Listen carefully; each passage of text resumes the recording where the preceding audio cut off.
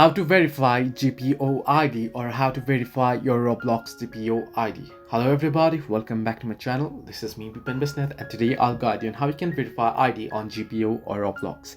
Now, either ways, verifying your ID on GPO Roblox or Roblox GPO means verifying your A's ID or verifying your A's.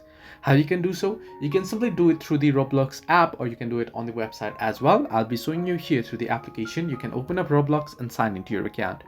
Once you're signed in, you want to tap on the particular more option at the bottom right corner of your screen, and once they're here, now you want to head into settings. You can scroll down and find settings. Under settings, you can see the very first option that says account info. You want to tap on it, where here you'll be able to see the option that says verify my A's. You can see pending verification as well. You can simply tap on verify my A's, and then you will have to go through the identity verification. You'll have to get a driver's license, passport, ID card, or residence permit, one of these, that is valid ID, government issued ID, and then you'll have to need a smartphone, which you'll have to scan this and then head over to the prompts and enter in your details. So this way you can verify ID on GPO. Hope this helped you. Do like and subscribe, and do not forget to leave a comment down below if you have any further issues.